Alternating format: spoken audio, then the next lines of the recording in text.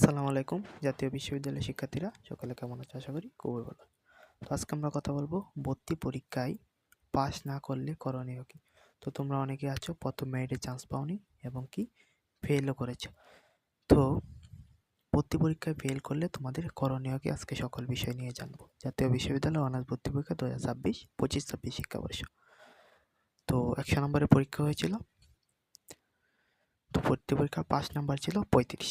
তো ভর্তি পরীক্ষা যাদের 100 এমসিকিউতে 35 নিশ্চিত হয়নি, যাদের এবছর ভর্তি যাত্রা এখানেই সমাপ্ত। মানে তুমি তো যে 100 নম্বরের এমসিকিউ পরীক্ষা দিয়েছ, কিন্তু তোমার রেজাল্টে সাবজেক্ট তো পাওনি, বরং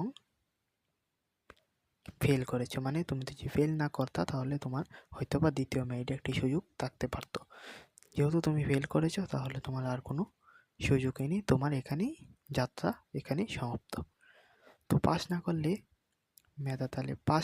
মেধা তালিকার 5 ধাপে চান্স ব্যতীত অন্য কোনো উপায়ে অধিভুক্ত কলেজে সরকারি বেসরকারি ভর্তি হওয়া যাবে না।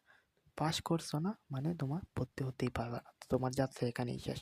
তো তুমি চাইলে ডিগ্রিতে ভর্তি হতে পারবা, তবে তুমি যদি অনার্সে পড়তে চাও তাহলে এখন কি করবা?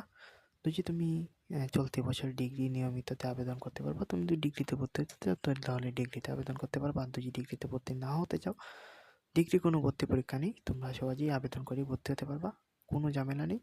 তবে ডিগ্রির সকল কিছু নিয়ে এই চ্যানেলে আপডেট দেওয়া হবে, তোমরা চ্যানেলটা সাবস্ক্রাইব করে রাখতে পারো।